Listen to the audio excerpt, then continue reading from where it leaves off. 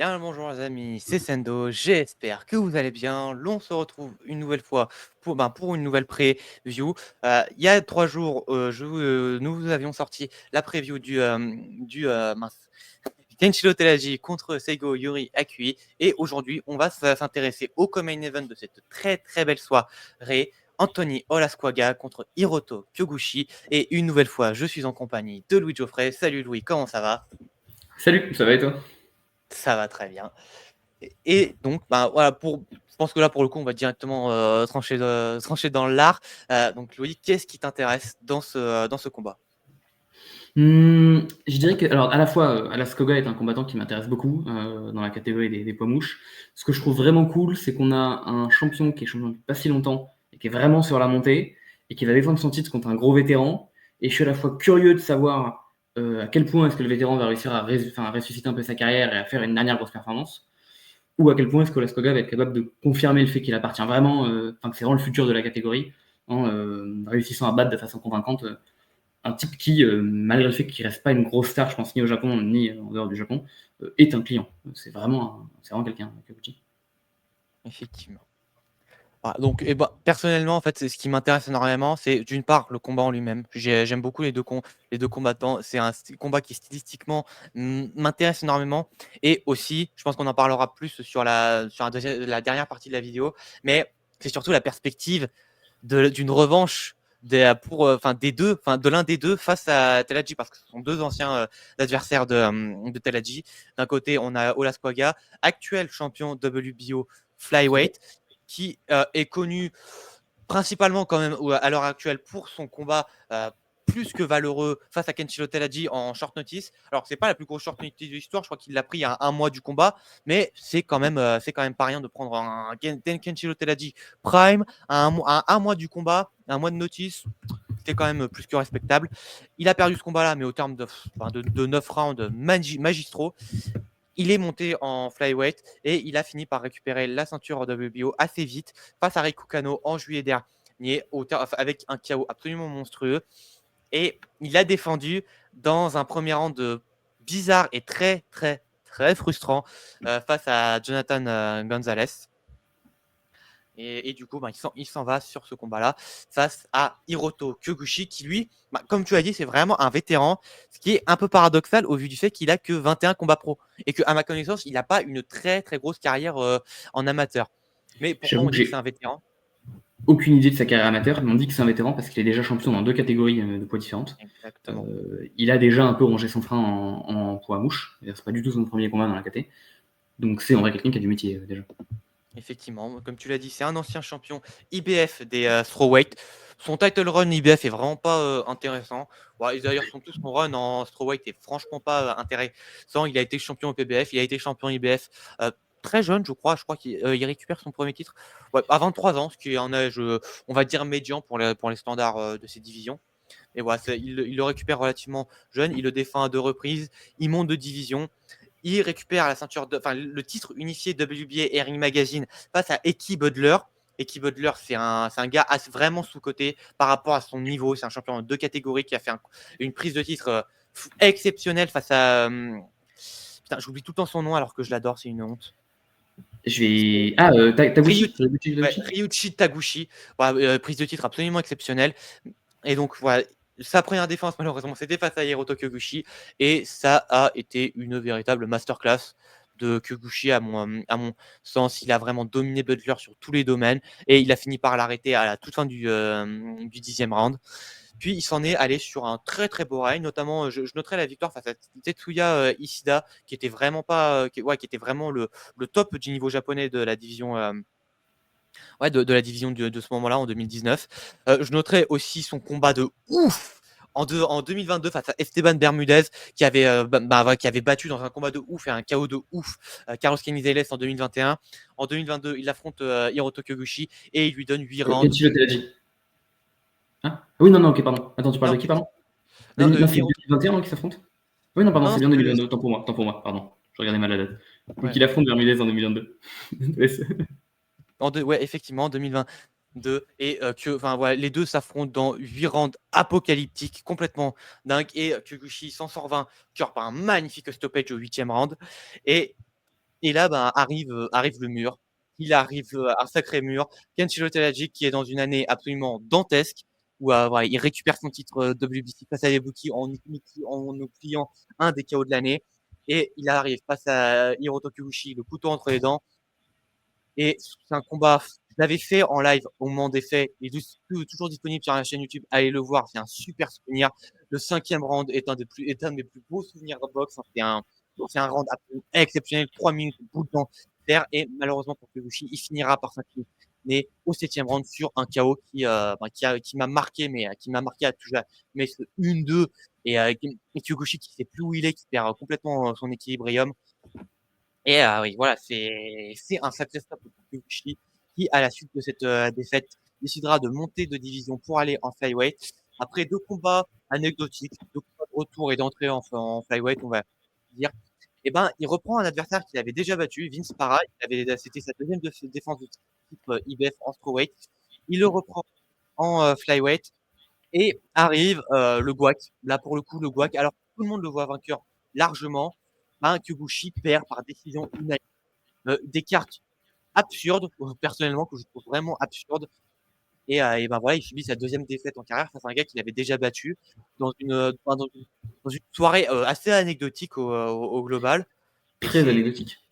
ouais, pour C'était le en moins Corée, anecdotique. c'était Ouais, le mystique. Guac, c'est un Guac complet ce combat-là. Mais il est parvenu. Enfin, et du coup, il prend une 3e fois à Vince Paras et il le bat cette fois-ci au Japon dans un bien meilleur combat que le deuxième par majority decision. Et il s'en va pour ce title shot WBO en flyweight. Et du coup, ben, Est-ce que peut-être la pour. trilogie Paras Kyoguchi, c'est pas quand même une des trilogies les plus random de l'histoire quand on y pense? Bon, il y en a beaucoup des trilogies random, mais c'est vrai que celle-là, dans l'histoire moderne, c'est vrai que c'est à noter. Voilà. Et du coup, Mais ben, pour s'en aller sur un peu plus l'analyse des deux, comment tu nous définirais le style de Hiroto Kyoguchi? De ce que j'en ai vu, je trouve que c'est un style qui est très fondamental, encore une fois. C'est un type qui a une garde très haute, qui a un bon jab, mais qui va vraiment avoir un jab en avançant.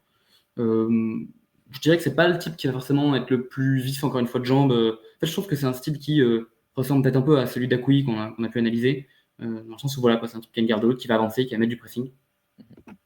Et c'est pas forcément moi la boxe que je préfère regarder ou que je préfère pratiquer, mais c'est une boxe qui sait aller efficace vraiment dans beaucoup de combats. Effectivement, je suis assez d'accord. Hiroto Kyoguchi, pour moi, ce que j'aime beaucoup chez lui, c'est sa mécanique de frappe et son placement de coups qui sont absolument magistraux. J'aime beaucoup ses combinaisons, notamment ses combinaisons du bras avant. Il sait très bien jabber, aller au corps, remonter en uppercut. Ses uppercuts du bras avant sont vraiment super. Et une fois qu'il a placé ses combinaisons du bras avant, il sait très bien dérouler avec le pied arrière. Comme tu dis, c'est un style très académique, vraiment, que ce soit dans sa mécanique de frappe, sa posture ou son placement de jambes. Pareil, moi j'aime beaucoup sa posture, son placement de jambes, j'aime beaucoup. Ouais, comme j'ai dit, sa shot selection est vraiment très très bonne. Il a un excellent timing, que ce soit en contre ou en remise, il est Ouais, c'est vraiment vrai. excellent. Pour moi, là aussi, une de ses grandes qualités, il a une excellente gestion d'énergie, ce qui fait qu'il est extrêmement durable. De 12 rounds, il sait gérer un combat, il sait gérer un combat sur 12 rounds, contrôler calculer vraiment ses rounds à la seconde près. Il se prend des coups, mais je trouve qu'il a vraiment une bonne responsabilité défensive. Comme c'est un pressure fighter, forcément, il va se prendre des coups, mais sinon, sa garde est vraiment bonne, ses mouvements de tête sont vraiment bonnes, sont vraiment bons. Donc, c'est vraiment de. Bah ouais, très bonne responsabilité défensive, je trouve, dans Je suis l'ensemble. d'accord. Ses faiblesses, pour moi, sa plus grosse faiblesse, c'est son ring cutting. C'est un pressure fighter, mais bah, un peu comme Akui qu'on a analysé il y a peu de temps. Euh, Son ring cutting, vraiment, il est vraiment très très mauvais pour un. Bah ouais, pour un gars de cette envergure, pour un gars de cette expérience, avoir un si mauvais ring cutting, ça me surprend tout autant. Euh, il n'a pas une mauvaise défense au corps, mais son corps est quand même un peu exposé. Il se prend des body shots et généralement, il sait les gérer, mais il les encaisse mal. Et le dernier point, ça relève. Le dernier point, c'est plus une question qui vient de son dernier combat face à Vince Paras et qui m'a beaucoup inquiété, c'est que je l'ai trouvé beaucoup plus lent que d'habitude. Autant il a jamais eu ça n'a jamais été le gars super rapide, mais il a toujours eu la bonne mécanique de frappe, la bonne shot selection et le bon timing pour pas paraître lent. Là, dans son dernier combat face à Paras, dans son 3e combat face à Paras, je l'ai vraiment trouvé très très lent à chacune de ses frappes, à chacun de ses mouvements. J'ai vraiment trouvé lent. je l'ai trouvé beaucoup plus imposant que d'habitude. Je pense qu'il y a une prise de masse entre les 2 combats et ça m'inquiète un peu parce que je pense que cette lenteur est beaucoup due à ça. Et enfin, le dernier point qui m'inquiète, c'est que en flyweight, je le trouve vraiment petit. En termes de taille, il n'est pas petit en tant que tel, mais en termes de carrure, ça se voit sur le reste de sa carrière que c'est un profil physique, une morphologie assez fine et longiligne. Et je trouve que surtout son dernier combat face à Paras, il a vraiment pris en masse. Et ça m'inquiète, d'autant que sa puissance derrière n'a pas augmenté. En flyweight, je le trouve beaucoup moins puissant qu'il n'a pu l'être en light flyweight. Où vraiment, pour moi, il était il avait vraiment l'alliage ultime entre la morphologie, la vitesse et la puissance. Pour moi, le combo était parfait en light flyweight. Il n'était pas parfait en strawweight parce que voilà, je pense que le cut faisait qu'il avait moins de puissance le jour du combat. En light flyweight, il était parfait et en flyweight, je le trouve petit en termes de carrure et niveau puissance, ça ne me rassure vraiment pas. Je suis assez d'accord. Je trouve que c'est pas forcément quelqu'un qui a l'air de s'être acclimaté si bien à sa nouvelle division. Et je pense qu'il était vraiment bien en light fly. Et après, il arrive un peu aussi sur, alors pas une fin de carrière parce qu'il est encore jeune avec 31 ans. Mais je trouve qu'on sent malgré tout qu'il y a quand même l'âge des batailles qu'il a faites quand on en a vu ses dernières sorties contre Vince Paras, qui est un type qu'il aurait dû découper de manière beaucoup plus nette si jamais il avait été un peu plus affûté comme il a pu être par le passé. Et c'est pas forcément rassurant de le voir alors déjà trébucher en Corée et galérer un peu dans son dernier combat contre Paras. Effectivement. Donc, passons à l'analyse de Olasquaga. Comment tu nous définirais le style de Olasquaga? Alors, je trouve que c'est peut-être un boxeur que j'aurais encore un peu de mal à définir. Je sais pas trop pour toi. Parce que quand on y pense, il a très peu de combats. Il y a Et très ces peu de combats qu'il matière. a fait, en fait, il les a terminés vite, quoi. Parce que quelque part, ces 3 plus gros combats, en gros, c'est Kenshiro Teraji, qui dure quand même 9 rounds, donc on a le temps de voir des choses sur l'homme. On a Riku Kano qui en dure 3, donc c'est tout court. Et on a Jonathan Gonzalez qui fait 1 minute 30, 2 minutes, où globalement, il s'envoie des jabs. Il y a quelques actions de Olasquaga, mais ouais, c'est vrai, c'est surtout. Donc en fait, on n'en voit pas autant que ça. Mais globalement, c'est un type qui, tout ce que j'ai pu en voir, une boxe est quand même plutôt offensive, a quand même plutôt du punch. Notamment, envers Riku Kano a été assez créatif dans ses manières d'envoyer des coups. Et de manière assez efficace. Enfin, c'est un type qui s'est montré efficace. Et je pense que c'est un type qui. Alors, on s'est montré assez durable contre Teraji, malgré le fait que finalement, ils finissent par se faire arrêter. Qui a l'air d'avoir du punch, qui a l'air d'avoir des bonnes combinaisons. Donc moi, c'est un type. Alors j'attends évidemment d'en voir encore un peu, mais je suis pas mal dans le train Olasquaga actuellement. Effectivement.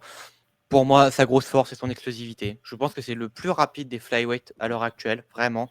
Et quand que Teraji aussi. Je le trouve. Quand il explose réellement, enfin, c'est pas forcément de la. Enfin, Telaji est plus constant dans sa vitesse, mais quand Olasquaga explose, je vois pas son pareil dans la division en termes de vitesse de déplacement. Son placement de coup aussi, il est vraiment excellent. C'est un peu, voilà, c'est ça en fait. Quand il veut placer un coup à la tempe, il arrive à la tempe et il arrive vraiment au bon endroit de la tempe. C'est vraiment ça que j'entends par placement de coup. On a vu aussi la précision sur le KO contre Kano. Hein, c'est ça, en fait, c'est un peu de la précision. Ouais, c'est un peu de la précision que j'entends là par placement de coup. Mais en fait, comme la précision, ça englobe aussi le ratio coup envoyé, coup touché. Je préfère parler de placement de coup personnellement. Ces combinaisons sont excellentes, sont très bien construites. Quand il combine, un peu à la Telaji, c'est pas celui qui combine le plus. Enfin, il combine pas à chaque seconde, à chaque action, mais quand il combine excellemment bien. Il a un très très bon jab et il est vraiment fort pour les flyweight. Et au clinch, c'est pas un gars qui va travailler au clinch, mais c'est un gars qui sait très bien prendre ses positions avantageuses et orienter la phase de clinch de façon à ce que quand l'arbitre va s'interposer et reset l'action, être positionné au bon endroit, au bon moment, etc. Dans ses faiblesses, pour moi, sa grosse faiblesse, c'est sa défense. Que ce soit à la tête, mais surtout au corps, il y a très très peu de défense. Il y a très très peu de défense au global. Surtout que c'est un peu paradoxal parce que c'est un gars qui a un centre de gravité relativement bas, a une posture très penchée vers l'avant et a vraiment une garde haute. Donc en fait, l'alliage de ces 3 éléments, normalement, donne un boxeur avec une bonne responsabilité défensive, au moins au niveau de sa garde. Et sa garde est vraiment perméable. Il n'a pas vraiment de parade chassée et ses mouvements de tête c'est vraiment pas les meilleurs de la division. C'est un type qui est un boxeur offensif assez nettement. C'est ça. Mais comme beaucoup de boxeurs offensifs, il est très sujet au contre. Teladji a vraiment bien capitalisé là-dessus. Le knockdown du 3e ou 4e round, je me souviens jamais, il est sur un contre. Il est sujet au jab aussi. Il a un excellent jab, mais il est très sujet au jab. Voilà, face à Teladji, c'était exactement ça. Et son combat de retour après Teladji, j'ai oublié le nom de son adversaire, c'est C'était Magramo. Magramo, visiblement. Ouais, face à Magramo, il a aussi pris énormément de jabs. Et son footwork, je le trouve très inconstant. Autant il y a des moments où il a pompé au positionnement, où il a de bons pivots pour sortir d'une situation ou rentrer dans une bonne situation. Mais bah voilà, je le trouve assez inconstant sur l'ensemble au niveau de son footwork. Et enfin, il y a peu de combats qui sont allés loin dans les rounds, mais les deux que j'ai vus, que j'ai revus face à Kenshiro Teladji et Magramo, il a vraiment fatigué assez vite dans les rounds. À partir du 6e, des deux côtés, il a vraiment eu du mal. Alors, autant Magramo, il finit au 7e, mais le 7e est un peu poussif au global, et on sent que c'est vraiment qu'il lâche ses dernières forces dans sa bataille. En tout cas, c'est comme ça que moi je le ressens. Et face à Teladji, à partir du 6e, Teladji prend vraiment la main. Et personnellement, je sens que c'est vraiment qu'une question de temps à partir du 6e pour que Las Caguas se fasse terminer. Cela dit, il y a un facteur X, qui a un gros facteur X que j'ai remarqué, c'est que sur ces deux derniers combats, face à Riku Kano et Jonathan Gonzalez, c'est des combats courts, surtout face à Gonzalez, mais même face à Gonzalez, j'ai trouvé vraiment des progressions, de vraies progressions. Et en fait, il y a quelques défauts que j'ai, les quelques faiblesses que j'ai mis là. En fait, c'est des faiblesses que j'ai remarquées. Ouais, c'est des faiblesses que j'ai remarquées face à Kenshiro Teladji et face à Magramo. Mais face à Riku Kano et face à Jonathan Gonzalez, je le trouvais meilleur sur sa responsabilité défensive, notamment sur ses mouvements de tête. Je trouvais son footwork bien mieux posé et je trouvais qu'il était moins sujet au jab. Donc, je le place dans les facteurs X parce que j'ai pas assez de matière pour vraiment affirmer qu'il y a eu une vraie progression. Mais j'entrevois une bonne progression de son côté.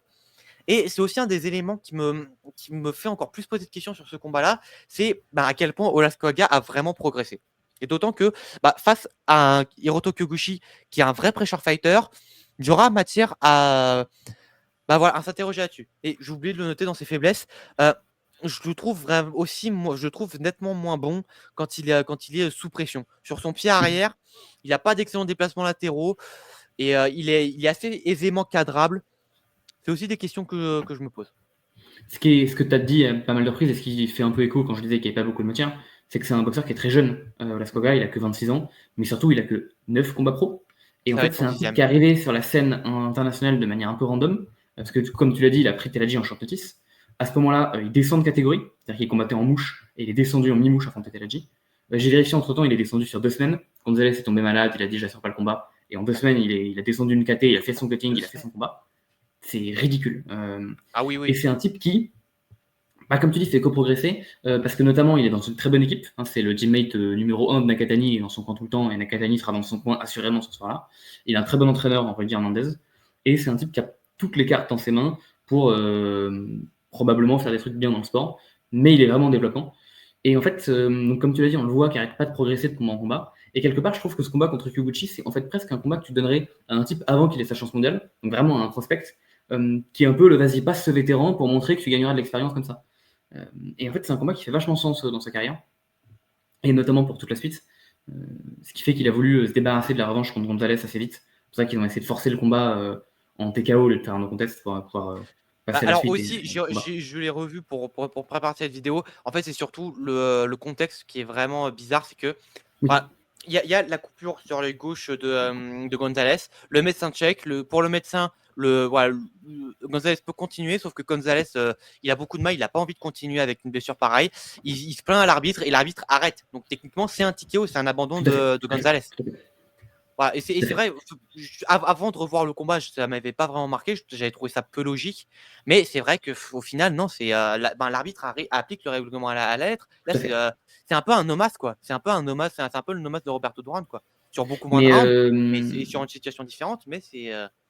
Mais je sais que Gonzalez avait voulu poursuivre ce combat-là et poursuivre la revanche, et Olas Koga avait affiché la volonté de vraiment pas faire ça, notamment pour essayer de retourner dans le reste de la division. Il y a d'autres combats vraiment à faire, et on sent que Olas Koga, c'est une de ses grandes forces quelque part. C'est, je trouve que c'est un type, on sent qu'il a la dalle, on sent qu'il est ambitieux, et ça se ressent forcément dans tes combats. Quand t'es un type qui qui a autant d'ambition et qui a, je sais pas si c'est vraiment une confiance en lui, mais il veut des grandes choses, ça c'est sûr. Et ça s'est vu, hein, d'ailleurs, il a pris Teladji en short notice alors qu'il affrontait encore des gens qui étaient vraiment Il était pas à des très bons 5-0, adversaires. hein. Il avait que 5 Il, il avait que 5 il était combats, à c'est vrai. 5-0 et ses derniers adversaires, leur palmarès 25-14, 19-8, 13-4. C'était pas des cadors qu'il affrontait. Et après ça, il a fait un petit combat contre Magramo et directement après champion mondial, il a saisi sa chance. Et là, actuellement, il est en train des petites cartes japonaises. Et c'est un type qui est quasiment un habitué. Enfin, je pense qu'on peut dire qu'il est un habitué maintenant. Tous ses derniers combats, il les fait au Japon. Depuis que Teladji, il a combattu qu'au Japon. Tout à fait. Et c'est un type qui a la volonté clairement de s'afficher comme un grand du sport, de rejoindre son pote Nakatani probablement en tant que champion dans plusieurs divisions. Et je trouve que ça se voit, donc par les ajustements qu'il fait de combat en combat, par la manière dont il progresse. Et c'est un type, c'est impressionnant de suivre un type aussi prometteur de combat en combat en train de progresser. Et là, Kyoguchi, ça va être un peu un autre coup de test pour voir s'il est capable de passer le vétéran qui réciproquement va essayer d'aller choper le titre des jeunes, quoi. Donc c'est presque inversé hein, comme combat en fait. C'est presque... Donc Kyoguchi, là, il a l'occasion de, dans un sens, marquer histoire parce que ce serait une ceinture dans une 3e catégorie. C'est pas banal. C'est pas mais tu vois, quand on analyse le combat, on dirait presque que c'est Kyoguchi, le vétéran en fin de carrière, qui a la ceinture et qui doit la défendre contre Lascoga, le jeune loup hyper prometteur. C'est vrai que ça y ressemble un peu, ouais. Je trouve ça assez marrant de voir que c'est vraiment l'inverse. Mais tout à fait, ouais. Et après, je trouve que là où ce combat est ultra intéressant, il risque d'être cool parce qu'on a deux boxeurs qui sont offensifs et qui s'engagent. Après, c'est surtout pour les perspectives qu'il ouvre sur la KT. Encore une fois, je sais pas trop à quel point tu vas en parler ici ou pas. Dans la 3e partie. Voilà, ça va être juste après. Mais avant ça, un peu, comment tu vois le combat se produire? Moi, en vrai, je vais pas mentir, je trouve quand même Kyoguchi vraiment émoussé par rapport à ce qu'on a vu par le passé. Je trouve, comme on l'a dit, Olasquaga vraiment sur l'ascension. Je pense qu'on verra un Olasquaga qui... Enfin, en fait, j'ai l'impression que ce combat va se produire comme la majorité de ce genre de combat vétérans contre jeunes se produisent. C'est-à-dire un jeune qui va globalement dominer le combat, qui va à des moments se retrouver en difficulté parce qu'il va faire des erreurs et que l'expérience de Kyoguchi va lui permettre de capitaliser dessus. Je pense notamment, comme on l'a dit, son cardio peut se bousiller un peu vite. Je pense que Kyoguchi va pas laisser passer ça. Il a des ouvertures, Kyoguchi va pas laisser passer ça. Mais globalement, je pense que Kyoguchi a plus le physique, plus la vitesse pour pouvoir rivaliser avec Olascoga. Et soit je m'attends à un peu comme on a eu pour les derniers combats, un arrêt très rapide de Olascoga, ce qui serait quelque part dommage parce que ça lui permettrait pas de progresser. Ouais. Et l'autre cas de figure que je vois, c'est un Olascoga qui finit par gagner le combat. En vrai, je verrais bien la décision, où il gagne une décision parce qu'il remporte la majorité des premiers rounds en mettant Kyoguchi en difficulté, peut-être même en le mettant au sol, mais où en fait il se fait passer un savon sur quelques derniers rounds.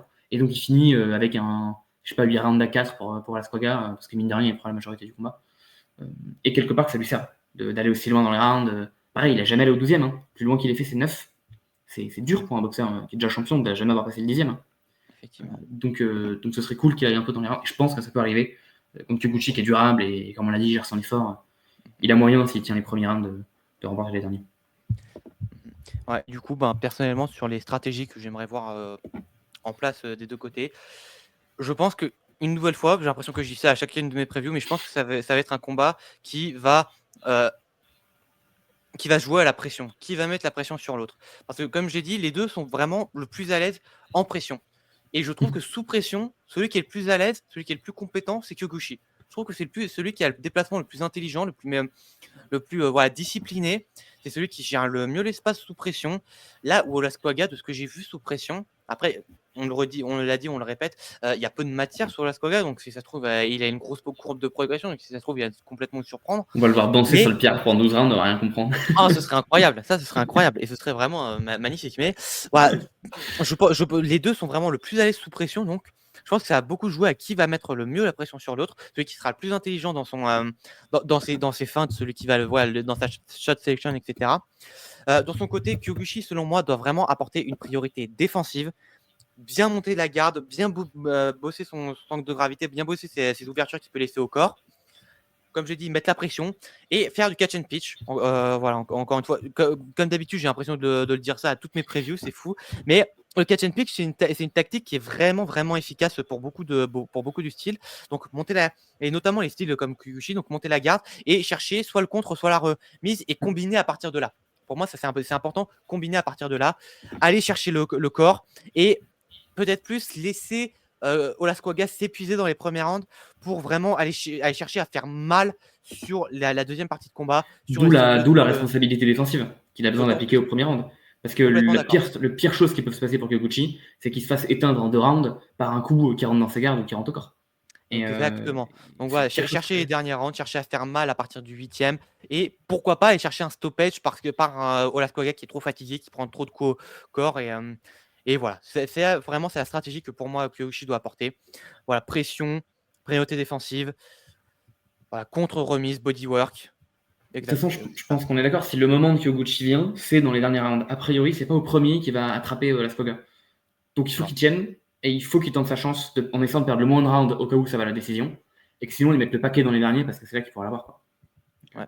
Et de son côté, Olascoaga, pour moi, il y a deux autres éléments en plus de la pression qui sont importants. Le travail au corps, comme j'ai dit, Kyoshi, il laisse beaucoup d'ouverture au corps, donc c'est important d'aller chercher le travail au corps. Et autre point, comme Kyoguchi a vraiment une bonne garde dans l'ensemble, essayer de travailler la garde de Kyoguchi à la George Foreman ou à la Vassily Lomachenko, ça peut laisser de belles opportunités pour lui, d'autant que ça, il a déjà fait face à Riku Kano, c'est exactement ça.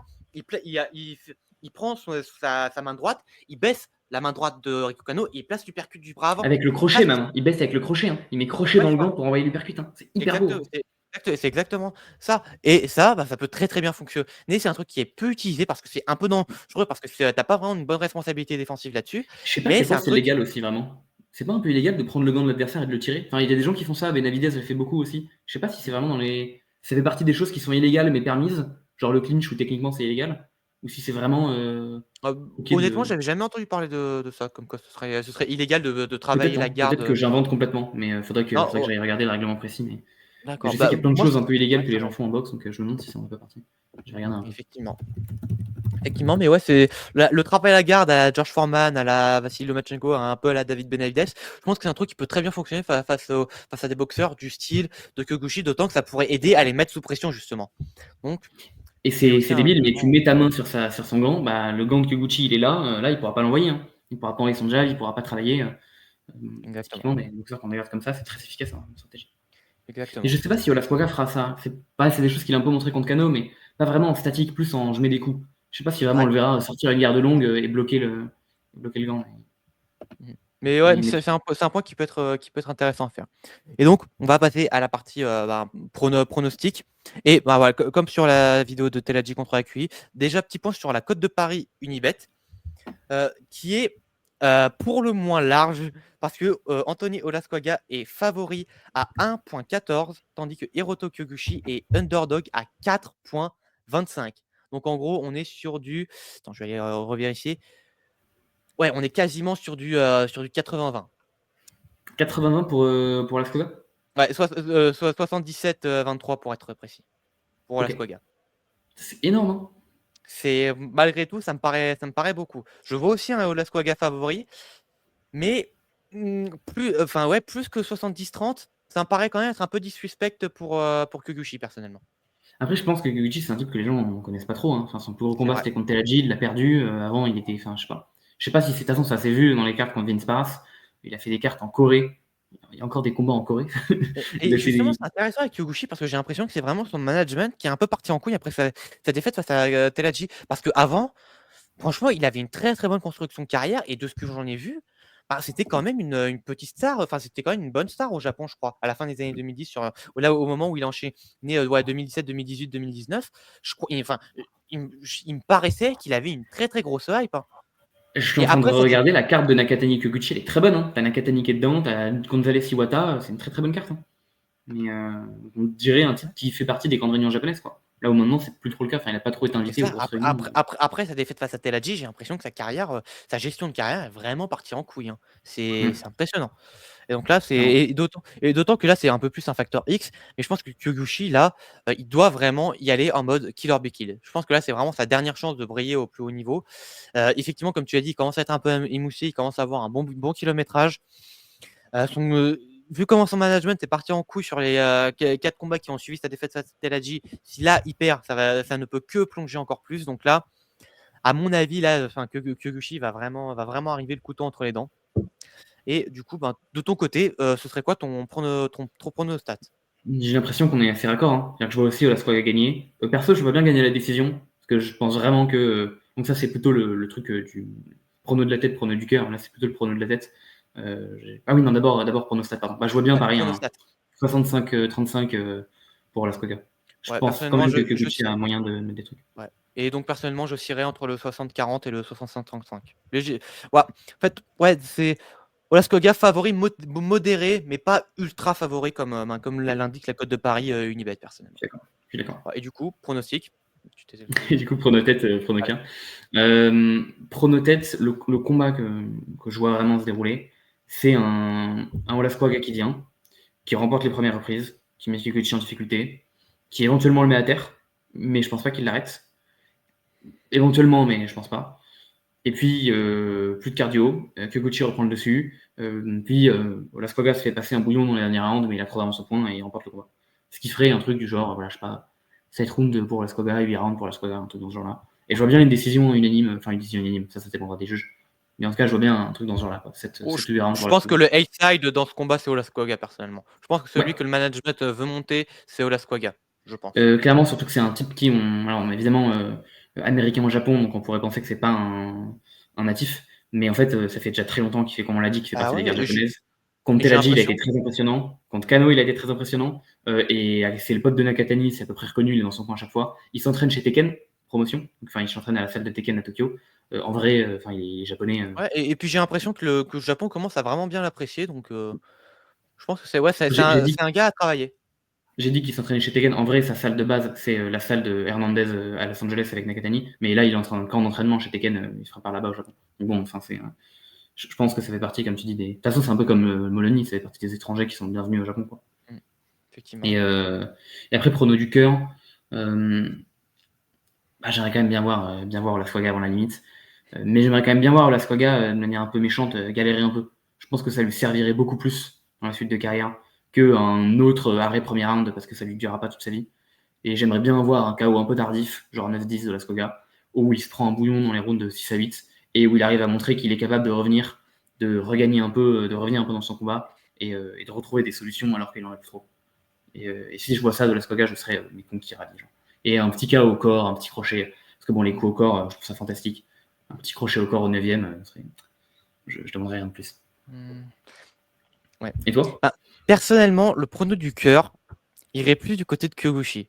Ok. Pour une raison simple, c'est que j'ai trop envie de revoir l'affrontement face à Kenshiro Teraji. Et c'est pas tant pour ce que ça a donné dans le ring, parce que même stratégiquement, ça m'intéresserait de voir ce que Kyoguchi pourrait faire pour s'ajuster par rapport à Teraji. Mais c'est surtout que l'affiche Teraji-Kyoguchi, je la trouve beaucoup trop stylée. En fait, je trouve que ce sont deux gars qui ont une aura, qui ont un charisme. Hmm. C'était vraiment, à ce moment-là, c'était les deux des plus grosses superstars japonaises qui se rencontraient. Ouais, et j'ai vraiment envie de revoir cette opposition sur le ring. Et j'ai l'impression qu'il y aura un peu moins ça avec Olasquaga. J'ai l'impression qu'il n'y a pas le même charisme, pas la même prestance. Donc personnellement, le prono du cœur irait un peu plus pour Kyoguchi et j'aimerais bien un petit stoppage au 11e round, ouais, Ok. sur plusieurs coups au corps. Donc personnellement, ce serait mon prono du cœur. Le prono de la raison, Il est pas pour Kyoguchi. non, comme je l'ai dit, je vois Olasquaga ouais, je vois Olascoga favori. Et autant j'ai pas de mal à voir une victoire de Kyoguchi, même à la décision. Je peux le voir remporter les rounds qu'il faut dans les premiers rounds et Hmm. suffisamment remporter dans le dernier tiers du combat pour glaner la décision. Mais en fait, je pense que le 6e round va vraiment être décisif et qu'on aura beaucoup plus d'informations au 6e round. Voilà, pour moi, le 6e round va être. Le combat va vraiment se décanter au 6e round. Il peut durer plus longtemps, mais le 6e round va vraiment être très important à suivre, je pense. J'ai le sentiment que ça va être ça. Bah, ça va être un Et peu un point tournant du combat. ouais. Entre, a priori, enfin, si jamais Olascoga passe ce moment-là, qu'il a toujours pas de problème, ça risque d'être compliqué pour Kyoguchi par la suite. Mm. Et ça, c'est Et, ouais. supposément évidemment que c'est lui qui Et remporte. là, avant le combat, j'ai beaucoup de mal à voir Olascoga terminer Kyoguchi sur les premiers rounds. Et j'arrive pas à voir comment il va se débrouiller dans les derniers rounds. Donc au final, je mettrais aussi, le prono serait aussi du côté de Olasquaga, mais j'arriverai pas à te donner un résultat précis. Enfin, je saurais Ok. même pas si ce serait une décision, si ce serait une split decision, une majority decision ou autre. Là, ouais, j'irai du côté de Olasquaga pour mon prono, mais de quelle façon? Aucune idée. Vraiment Ouais, tu le vois aucune vraiment idée. aussi bien arrêter Kyoguchi que Ouais. Kyoguchi qui arrive à tenir jusqu'au bout. Mmh, Je me dis quand même, il est effectivement. dur à arrêter, Kyoguchi, hein. Enfin, c'est quand même un Ben, type. bah, il fallait vraiment que Teladji envoie les deux plus gros 1-2 de Ouais, sa carrière pour le finir, hein. Parce que vraiment, les clairement, deux 1-2, mais ils auraient allongé un éléphant, j'en suis convaincu. Ces clairement, 1-2, ils clairement. sont fantastiques. Non, non, Euh, puis même, il en prend quand des bonnes et tout. Telaji, on l'a dit, hein, dans le combat, enfin, dans l'avant-première de Telaji Yakui, ça frappe fort, ça frappe vite. Euh, ouais, il en a pris Ça a beaucoup. pris Kyoguchi, hein. Je me dis Mais en s'il n'y tout a cas, peut-être pas moyen d'arrêter au corps éventuellement Kyoguchi. Mais ouais, et pourtant, les Kokor, ils encaissent bien non plus, quand même, hein. mm, Ils les aiment pas, mais ils les encaissent bien. Donc, mm. c'est aussi une question. Mais voilà, mais en tout cas, avec une cote à 4,25, moi, je vais parier sur Kyoguchi, hein, j'en ai rien à foutre, hein. Une cote à 4,25 sur un combat comme ça, moi, je mise sur l'underdog, hein, c'est du dog or pass, très, très clairement. Donc, Il y et a donc voilà. clairement la cote est un peu biaisée, ouais, tout à fait. Mais ça, c'est un combat intéressant, hein, notamment pour ce que ça ouvre, hein. Enfin, en fait, c'est limite, je trouve cool que ce soit un combat en B-side, enfin un combat en co-main, Ouais, surtout de en ce main event-là, parce que ça va vraiment ouvrir beaucoup de perspectives sur la division, plus tard. et effectivement, et là, ben, ouais, Que effectivement, pour- donc tu voulais en parler, toi, l'avenir de la division vis-à-vis de ce combat-là, Bah, alors évidemment, ce qu'on attend tous, c'est une victoire de Telaji qui unifie WBC WBA, parce que si jamais c'est Akui qui l'emporte, ça met une petite clim. Mais là, en gros, les champions actuels dans la division, c'est donc Telaji WBC, Akui WBA, ça devrait s'unifier s'il n'y a pas de galère, de maladie ou d'égalité. Alos Kwaga Kyoguchi, c'est deux boxeurs intéressants. Donc si ça, peu importe qui gagne, en vrai, ça fait un type intéressant. Et le dernier, c'est un mec que je connais pas tant que ça, qui est un Mexicain qui s'appelle Ayala, qui est quand et qui même va numéro 1 combattre quand même, Masamichi Yabuki dans quelques semaines, et qui compte Yabuki dans une semaine. Alors je et qui suis pas descend en sûr que. division. Non, c'est Yabuki qui monte, il me semble, non? C'est Yabuki qui monte? Il Il me me semble que semblait que c'est c'était Yabuki pour la qui. ceinture Je suis- IBF de Yabuki. Mais les deux ont la ceinture IBF. Oui, oui, Mais mais du il me coup, semblait par que c'était la ceinture ouais. light flyweight, il me semblait. Bah, attends, parce que moi, je m'enjaille dessus en me disant que c'est Yabuki qui va monter. Mais si c'est Ayala qui D'accord, descend, c'est ça juste change. moi qui ai mal lu. Toutes mes excuses. C'est moi qui ai mal lu. Je crois que Et du coup, c'était c'est pour ça que light flyweight. je suis du coup encore ultra hypé de ce combat, parce que si y a Putain, mais oui. Yabuki, je donne pas Yabuki favori de ce combat, mais c'est l'autre occasion. Mais si Yabuki remporte ce combat, mais dans la même caté, on peut avoir en fait tous les anciens adversaires de Mais Telaji. alors, Et moi, c'est vraiment la j'étais réunion des complètement life fights. à côté de ça. Moi, j'étais complètement à côté de ça. Mais moi, je vais être très, très honnête.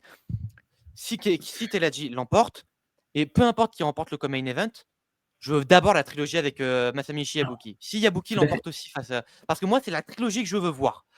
Kenshiro Teladji contre Masamichi Yabuki, j'appelle la trilogie de mes voeux depuis 2023. Même Et ça serait bien. 2022, je crois. Et je veux Mais, voir cette trilogie. mais tout ça pour dire que cette catégorie flyweight, ça peut peut-être vraiment ressembler à Telaji qui danse sur tous ses anciens adversaires. Et bon, moi, je suis chaud pour voir toutes les revanches, Ouais. tous les Et combats étaient chauds. d'autant qu'il y a Galal Yafai qui a aussi la ceinture intérimaire de WBC. Là, l'agenda, il est chargé pour Et moi, j'ai Teladji. été très hypé par Edwards Telaji parce que j'étais sûr qu'Edwards allait bouffer Yafai. Bon, il s'est fait manger. Maintenant, ça m'a hypé Yafai Telaji. Donc, Ah, mais cette oui. combat, en fait, cette catégorie des fly qui était très vide après Telaji Edwards, Ouais, après Edwards, 2024, c'est une année vraiment morne pour cette division. il y avait tous les titres à réattribuer. Donc, ça a dormi. Ça commence à vraiment redevenir intéressant. Il y a Ouais. Alvarado aussi que j'essaie de suivre d'un peu loin. Je crois qu'il est un peu de retour dans la course parce que ce que j'ai Félix vu. Alvarado? Ouais. Où Ah ouais, tiens. il a perdu contre Ayala et après, je crois qu'il a fait un retour gagnant, non?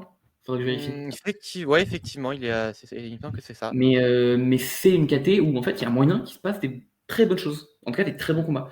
Et ce combat-là, assurément, va définir qui sera le protagoniste de la WBO. Et dans tous les cas, je suis content parce que c'est deux boxeurs que j'aime bien et qui sont excitants. Comme j'ai dit, une petite préférence pour Lascoga. Et c'est pour ça que le combat pour moi est vraiment intéressant. Alors évidemment pour le combat en lui-même, mais pour les perspectives qu'il peut offrir dans la division. Ah, mais là, je pense que les 2 prochaines années, 2025-2026, ça va être fou, hein. Cette division, elle va être Et, complètement folle. et le truc, c'est qu'évidemment, pour moi, la division est folle si Telaji gagne contre Akui, parce que vraiment, il peut reprendre que des revanches qui étaient déjà des combats géniaux à la base. Mais même si Akui gagne, Akui va gagner en popularité énormément. Après, ça dépend comment il gagne. C'est une Il va vieille passer dans fille une autre dimension. pétée. Mais s'il fait Mais un bon combat et qu'il met KO Telaji, ça va devenir. Enfin, il il passe va dans prendre une sa autre place. dimension, c'est clair. Mais putain, ouais, c'est vrai que la suite de la division va être Et, particulièrement intéressante à suivre. et à côté, et du coup, ça prend presque toute l'unité des Lightfly, en fait. Où les Lightfly, ça a Mm. été géniaux pendant Bah, quelques temps. Il n'y a plus grand monde et- depuis que Telaji est parti. Hein. plus grand monde. En fait, Mais- moi, je pensais qu'il y aurait un nouvel élan avec un possible combat d'unification entre Yabuki et Shochiwa. Et Shoki Je- je- Iwata. Shokichi Iwata, Iwata. pardon. Shoki Iwata, pardon. Je me gourre tout le temps dans son nom. Je suis désolé. Mais au final, Mais, maintenant. Bah, c'est vrai que bon, reste encore Carlos Canizales qui peut donner de bons combats. Franchement, un Shokichi Iwata contre Carlos Canizales, je prends tous les jours. Mais ouais, c'est Ils vont là, faire la la revanche, catégorie, je ça va être crois, avant. Je crois qu'il y a la revanche entre Pania Pratsarbi et. Enfin, Pradapsi. le Bref, faites pas en Pitchmanis et Thaïlande, s'il vous plaît. Frischmarks. S'il vous plaît, le faites pas en Thaïlande. Ils vont donner 119-109. Il a les 4 fois à terre. Oh mon dieu. Putain, non, mais s'il vous plaît, là, Ohashi, Hideyuki Ohashi, s'il te plaît, mets l'argent sur la table et organise le combat au Japon pour être Pour 100% les, pour, un minimum les, équilibré. pour les gens qui voient pas, on parle du combat entre Pitchmanis et P. Freshmart et Carlos Canizales qui s'est fait le 27 décembre pour une ceinture vacante. Personne n'a vu le combat parce que c'était en plein dans les vacances de Noël, c'était en Thaïlande et tout. C'est le plus gros vol de l'année, assurément. Ouais. Même les Thaïlandais ont hué la décision tellement ils étaient sûrs Et que leur pourtant, gars. Pradapri, enfin, il est bien en Thaïlande, quoi. C'est pas n'importe qui. Et du coup, Canizales est toujours sur le banc et c'est terrible. Mais bon. Mm. Mais du coup, voilà. Donc, je trouve qu'en tout cas, c'est un combat qui va vraiment beaucoup ouvrir plein de belles perspectives sur la division. Et du coup, évidemment, je suis très très hypé par savoir qui va s'imposer comme le King, quoi. Et Donc, donc voilà, vraiment cool. ça vous fait deux excellentes raisons de tout faire pour regarder cette soirée. Bon, Encore une une fois. troisième parce qu'il y a aussi Iwata en sous-carte. Je pense pas qu'on en Oui, parlera c'est plus en vrai. détail Je parce que pense ça que reste un peu plus. ouais, non, effectivement, j'y pensais plus, mais Iwata, effectivement, undercard qui défend sa ceinture WBO Flyweight. Je sais plus face à qui, mais je crois pas que le combat soit plus passionnant que ça. Je crois pas que le combat soit contre un nom où je me suis dit oh trop bien. C'est contre René Santiago. Ah quand même hein. C'est pas un ancien challenger de Gonzalez Santiago? Effectivement, ancien champion intérimaire WBO qui avait fait un combat assez exceptionnel face à Kevin Vivas. Je Donc crois avoir quelques souvenirs de ce combat-là. C'était 12 rounds particulièrement relevés. Mais ouais, non, c'est plutôt un bon combat. Ouais, effectivement. c'est je pense bien pour Iwata après je dis ça mais en vrai j'ai l'impression que c'est un tout nouveau. Il a déjà 15 combats Iwata, hein. C'est pas non plus un mec qui vient de sortir de l'école. Non, ouais, il avait déjà eu son title shot en 2022. Ouais. Il avait fait une bonne performance, même s'il avait été dépassé. Et là, son run, son run 2023-2024, il a quand même un peu de la gueule, hein. Voilà, René Marc Quarto, c'était pas n'importe qui, hein. Et le J'étais en train de physique. voir, je me demandais juste s'il était pas un peu sur la descente, mais je suis d'accord, c'est pas n'importe qui Marc Quarto. Ah non, René Marc Quarto, c'est quand même un gars qui a battu 2 fois Pedro Taduran. Pedro Taduran, allez voir ce qu'il a fait à Junjiro Shigeoka il y a pas longtemps, hein. Ce mec, c'est un monstre. Et Et ce pourtant, qu'il a Gindilo, vous savez, moi c'est un type, j'étais en train, hein, Gindilo, pour moi c'était le prochain à contester des pailles. Hein. Enfin, même le premier. et là, il a fait dérailler le train. C'est Il est pas toujours c'est pas pas revenu d'ailleurs, hein, Shigeoka. Il y a le petit frère, enfin le grand frère Shigeoka qui revient contre Jérusalem pour essayer de reprendre sa ceinture aux Philippins. ouais, Bah, pas c'est. pareil. En fait, je sais pas à quel point t'as vu, mais ils ont refait le coup de la double soirée, double headliner, mais à Nagoya, qui est du coup le fief de Yabuki. Et sauf que du coup, bah, il y a en Oui! fait Et un seul d'accord. championnat dans chaque. Et je trouve ça marrant de. D'accord. Bah, et j'avais vu que c'était c'est le 29 et le 30 mars, mais je savais pas que c'était un seul et même événement sur 2 nuits. C'est cool Ouais, c'est ça. ça. Et ils refont la même chose. Sauf que cette fois-ci, ils n'ont pas foutu 4 championnats du monde chaque soir, ils en ont foutu un chaque soir. Et donc, je sais pas trop les combats qu'en dessous, je sais pas si ça a encore été annoncé vraiment. Mais, Je crois que oui, mais, mais ça a pas attiré mon œil personnellement. mais après, c'est pas les gros stars, hein, Shigeoka, Yabuki, c'est pas les gens qui ont le star power pour ramener 5 championnats du monde sur leur carte. Mais c'est vraiment des beaux combattants aussi. Hein. Je pense que ça promet d'être des bons combats. Ouais, magnifique, hein. Effectivement. Bon, ben, je pense qu'on a un peu fait le tour sur. Je pense qu'on a fait le tour. Voilà. Et ben, écoute, Louis, encore une fois, ça a été un immense plaisir, hein. Plaisir partagé. Voilà. Donc, j'espère que et merci à vous d'avoir suivi cette vidéo. J'espère qu'elle vous aura plu.